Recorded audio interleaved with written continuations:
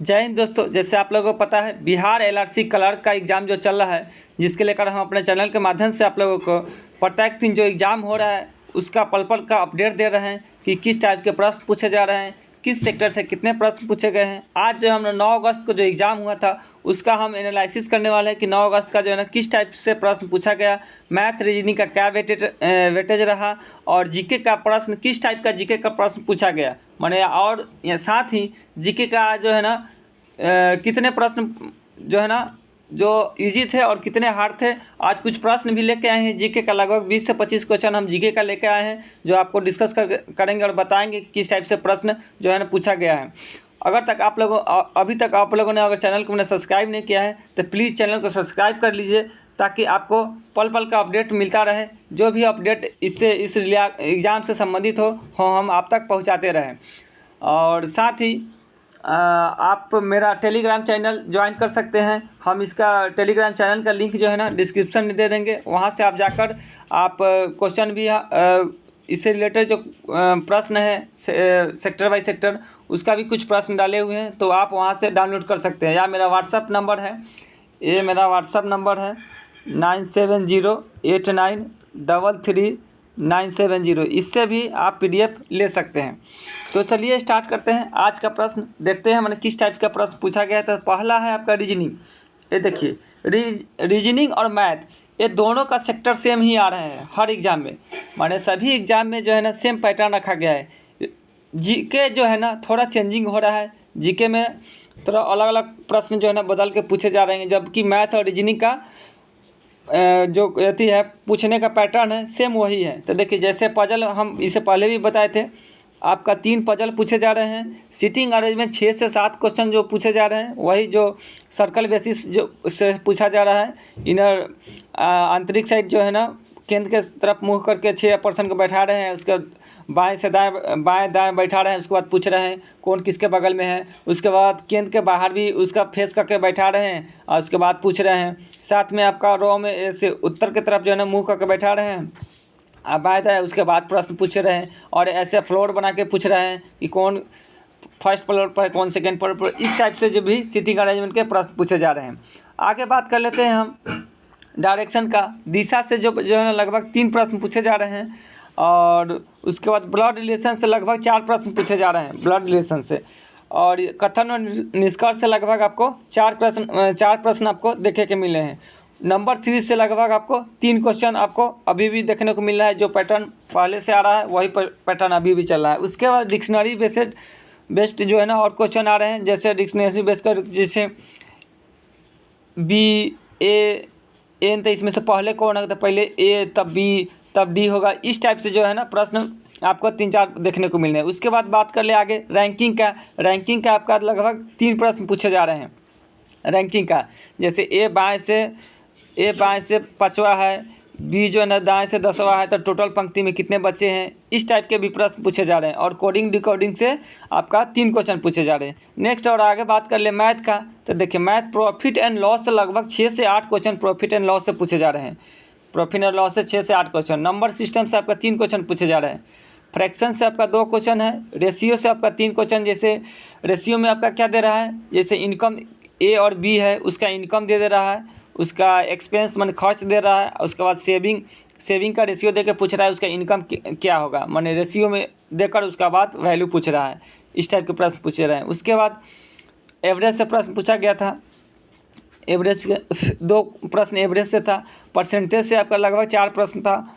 और जो 30% बच्चे पास करते हैं, ए सेक्शन में पास करते हैं, जबकि 40% जो है ना बी सेक्शन में पास करते हैं। दोनों मिलाकर जो है ना 20 या 30% पास करते हैं। उसके बाद पूछा गया था कितने % फेल करते हैं। इस टाइप से भी प्रश्न पूछे जा रहे हैं। नेक्स्ट और आगे बात कर लेते हैं, आपका एलिगेशन से प्रश्न पूछे जा रहे हैं। जैसे दूध और पानी का अनुपात दिया गया है, उसमें से कितना पानी मिला है ताकि रेशियो जो है ना 5:6 हो जाए। इस टाइप से प्रश्न जो आपका भी पूछे जा रहे हैं। टाइम एंड वर्क से आपका जो है प्रश्न पूछे गए थे। सिंपल ही प्रश्न पूछा गया था टाइम एंड वर्क के, जैसे ए प्लस बी किसी काम को जो है ना 3 दिनों में करते हैं, बी प्लस सी किसी काम को 4 दिनों में करते हैं, सी प्लस ए किसी काम को 5 दिनों में करते हैं। तो ए कितने दिनों करेगा या सी कितने दिनों करेगा, इस टाइप से भी प्रश्न पूछे जा रहे हैं। आगे बात कर ले सिंपल इंटरेस्ट का और टाइम एंड डिस्टेंस का। तो टाइम एंड डिस्टेंस का भी प्रश्न जो आपका नॉर्मल है। कंपाउंड इंटरेस्ट का थोड़ा सा ना आपका डिफ़िकल्ट देखने को मिलेगा। इसमें आपका इसका डिफरेंस दे दिया है और उसका रेट पूछ लिया गया है या उसका प्रिंसिपल पूछ लिया जा रहा है, तो ये आप डिफरेंस वाला ज़रूर प्रश्न देख लीजिए। आगे बात कर लेते हैं नेक्स्ट और इम्पोर्टेंट आपका ये है जीके का। देखिए जीके का प्रश्न देखिए किस टाइप से पूछे गए हैं। जीके थोड़ा आपको जो है ना कथन बेसिस कर दिया है, माने एक ही प्रश्न में 2-3 प्रश्न मिला दिया है और उसके बाद पूछ रहा है ए सही होगा या बी सही होगा, दोनों सही होगा, इस टाइप से प्रश्न पूछे जा रहे हैं। तो आप लोग थोड़ा इनका जीके का ध्यान रखिएगा।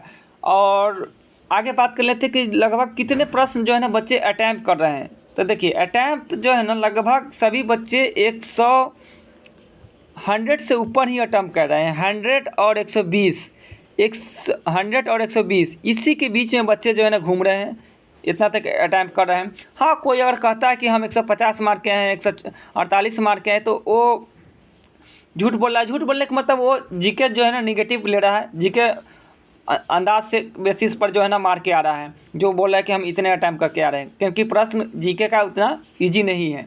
तो 100 से 120 के बीच में बच्चे जो है ना अटैम्प्ट कर रहे हैं। तो आप जो है ना अपना पैटर्न देखकर आप देख लीजिएगा कितना आप उसमें सही कर सकते हैं, उसी हिसाब से मारिएगा, ज़्यादा निगेटिव नहीं लीजिएगा। चलिए आगे बात करते हैं आज जीके का। तो जीके में जो प्रश्न पूछा गया था, पहला प्रश्न था अरुणाचल प्रदेश की राजभाषा क्या है। तो देखिए अरुणाचल प्रदेश के जो राजभाषा है आपका इंग्लिश है। क्या है? इंग्लिश है। देखिए ये सभी प्रश्न आपका सही है। आप जिनका भी एग्ज़ाम 9 अगस्त का होगा वो आप उनसे पूछ लीजिएगा ऐसा प्रश्न आया था कि नहीं आया। क्योंकि हम झूठ नहीं बोलते हैं, जो प्रश्न रहता है वही प्रश्न हम आपको बताते हैं। ऐसा नहीं कि हम सब्सक्राइब और लाइक के चक्कर में हम ना झूठ बताएं। तो जो भी हम इन्फॉर्मेशन देंगे और आपको सच देंगे। चलिए आगे बात कर लेते हैं। किस आर्टिकल में राष्ट्रपति का विशेष अभिभाषण है। तो देखिए आर्टिकल 87 में जो है ना राष्ट्रपति का विशेष अभिभाषण है। आगे बात कर लेते हैं।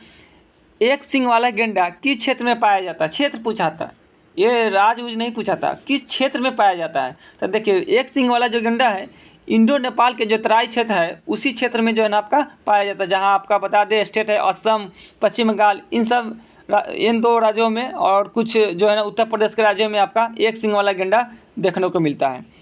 आगे बात कर लेते हैं हम।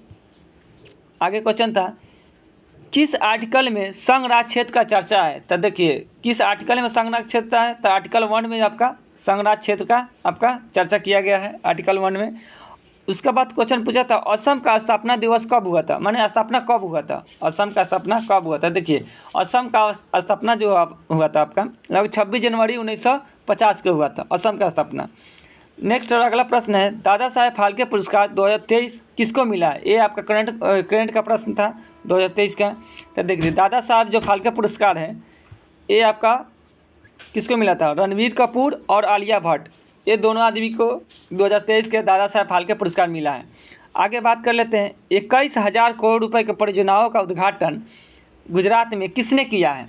तो आपका नरेंद्र मोदी जी जो है ना 21,000 रुपये करोड़ के परियोजनाओं का उद्घाटन गुजरात में किए हैं। आगे प्रश्न था आपका भोजपुरी और मैथिली किस भाषा के रूप है, माने किस भाषा के ये जो है ना रूप है। तो भोजपुरी और मैथिली जो है ना आपका मगधी प्राकृतिक जो मगधी जो भाषा है उसी का जो ये भी क्या है एक रूप है। आगे पूछा गया था G20 मंत्रिपरिषद का बैठक कहाँ हुआ है। तो देखिए G20 मंत्रिपरिषद बैठक जो है ना न्यू दिल्ली में हुआ है, लेकिन और भी जगह भी इसका बैठक हुआ है मंत्रिपरिषद। तो ऑप्शन बेसिस ये क्वेश्चन था, आप अगर ऑप्शन में आप देख लीजिएगा जिनका भी एग्ज़ाम था वो आप बताइएगा कि ऑप्शन में क्या ऑप्शन था। ऐसे इसका मेनली जो है ना न्यू दिल्ली ही आंसर होगा। उसके बाद पूछा गया था G20 में कितने देश शामिल है। तो ये ऐसे नहीं पूछे गए थे, ये पूछे गए थे G20 में कितने देश शामिल थे, पूछे गए थे 19 देश और एक भारत, ऐसे पूछे गए थे प्रश्न। डायरेक्ट ये नहीं पूछे थे 20 कंट्री, ये पूछा था कि 19 देश हैं या 19 देश प्लस भारत हैं। तो इसमें 19 देश प्लस भारत मिलकर आपका 20 देश जो है ना आपका इसमें शामिल हैं। आगे बात कर लेते हैं आपका प्रथम विश्व युद्ध देखिए प्रथम विश्व युद्ध से भी हमेशा हर शिफ्ट में एक दो प्रश्न देखने को मिल रहा है। तो प्रथम विश्व और द्वितीय विश्व माने वर्ल्ड हिस्ट्री आप जरूर देख के जाइएगा, इससे आपका प्रश्न आ रहा है, 2 प्रश्न जरूर आ रहा है वर्ल्ड हिस्ट्री से। तो देखिए वर्ल्ड हिस्ट्री की बात करें तो 1917 प्रथम विश्व युद्ध में अमेरिका कब शामिल हुआ? तो ये आपका 1917 में प्रथम विश्व युद्ध में अमेरिका शामिल हुआ। आगे बात कर लेते हैं, नेक्स्ट प्रश्न आपका रोलिंग प्लान। ये देखिए आपका पंचवर्षीय योजना से क्वेश्चन है, तो पंचवर्षीय योजना भी आप जरूर देखिएगा। हमने पंचवर्षीय योजना का जो है ना एक वीडियो बनाए हुए हैं और अपने टेलीग्राम चैनल पर डाले हुए हैं और इसमें आपका यूट्यूब पर भी डाले हुए हैं, तो वहाँ से जाकर जरूर देख लीजिएगा आप। चलिए बात करते हैं रोलिंग प्लान कब लागू हुआ था। देखिए 1978 से 1980 में, जिसमें बीजेपी की सरकार था, उसी समय जो है ना रोलिंग प्लान आया था आपका 1978 से 1980 में। आगे बात कर लेते हैं तृतीय सेक्टर में क्या आता है, माने तृतीय क्षेत्र जो है ना सेक्टर जो है ना इसमें क्या कौन कौन शामिल है। तो देखिए इसमें परिवहन शामिल है, ऑप्शन में आपका परिवहन रहा होगा, परिवहन शामिल है। ऐसे भंडारण भी है, संचार भी है, बैंक सेवा भी है और व्यापार भी है। ये सभी जो है ना तृतीय सेक्टर में ही आते हैं। अगला प्रश्न था आपका गुप्त काल में किस क्षेत्र में ज़्यादा विकास हुआ। गुप्त काल जो था जिसका स्थापना श्रीगुप्त किए थे, तो उसमें सबसे ज़्यादा विकास जो है किस क्षेत्र में हुआ। तो उसमें सबसे ज़्यादा विकास जो हुआ था साहित्य के क्षेत्र में हुआ था। किसमें? साहित्य के क्षेत्र में। अगला बात कर लेते हैं आपका आविष्कार। देखिए आविष्कार के 2 प्रश्न आपका फिक्स है, आप देख के जरूर जाइएगा। 2 प्रश्न आविष्कार का 2 प्रश्न इससे पूछे जा रहे हैं। तो हवाई जहाज़ का आविष्कार किसने किया? तो ये थे आपका अर्विल और विल्बर राइट, माने राइट बंधु जो थे वही हवाई जहाज़ का आविष्कार किए थे। एक और प्रश्न था जो हमको नहीं मिला है, तो उसका हम इसमें नहीं इंक्लूड कर पाए हैं, तो आप लोग कमेंट करके बताइए था एक आविष्कार किसका पूछा गया था से। अगला क्वेश्चन था आपका मौर्य वंश किसके शासनकाल में ज़्यादा डेवलप हुआ, ज़्यादा विकास किया, किसके शासनकाल में? तो थे आपका अशोक। मौर्य वंश जो है ना अशोक के शासनकाल में ज़्यादा डेवलप किया। ये ऑप्शन बेसिस क्वेश्चन था आपका। नेक्स्ट और अगला बात कर ले मुगल वंश का सबसे ज़्यादा विकास किसके शासनकाल में हुआ। मुगल वंश का सबसे ज़्यादा विकास किसके शासनकाल में हुआ? तो ये आपका अकबर के शासनकाल में हुआ। किसके? अकबर के शासनकाल में। नेक्स्ट और अगला प्रश्न था आपका अलीगढ़ मुस्लिम विश्वविद्यालय का स्थापना किसने किया? अलीगढ़ मुस्लिम विश्वविद्यालय का स्थापना किसने किया था? इसका जो स्थापना किए थे सर सैयद अहमद खां। किसने? सर सैयद अहमद खान ने अलीगढ़ मुस्लिम विश्वविद्यालय का स्थापना किए थे। नेक्स्ट और अगला प्रश्न है आपका किस गोलमेज सम्मेलन में कांग्रेस ने भाग लिया था? तो देखिए कांग्रेस ने जो भाग लिया दूसरे गोलमेज सम्मेलन में, जिनमें किसको? गांधी जी को बुलाया गया था, जिनमें गांधी जी आप जो है ना गए थे दूसरे गोलमेज सम्मेलन में। आगे बात कर लेते हैं नेक्स्ट 1906 में मुस्लिम लीग का स्थापना कहाँ हुआ था? तो देखिए 1906 में मुस्लिम लीग का जो स्थापना हुआ था वो आपका ढाका में हुआ था, जिसका जो सलीमुल्लाह खां और आगा खां था उन्होंने इसका स्थापना किया था। इस प्रकार हमने 20 क्वेश्चन जीके का मिला है, हमने इस पर डिस्कस कर दिया है। और आगे के एग्ज़ाम होंगे तो हम आपको इस चैनल पर आपको वीडियो आप तक प्रोवाइड कराते रहेंगे। अगर अभी तक आप लोगों ने चैनल को सब्सक्राइब नहीं किया है तो प्लीज़ चैनल को सब्सक्राइब कर लें, ताकि आपको जो भी हम वीडियो इस पर हम अपलोड करें आप तक आसानी से पहुंच जाए, या इस एग्ज़ाम से रिलेटेड जो भी आपका इन्फॉर्मेशन हो आप तक पहुंचते रहें। और अगर आपको लोगों की इसका PDF चाहिए तो हम टेलीग्राम जो है डिस्क्रिप्शन का लिंक दे देंगे डिस्क्रिप्शन में, वहाँ से आप लोग इसको डाउनलोड कर सकते हैं। तब तक के लिए जय हिंद, जय भारत।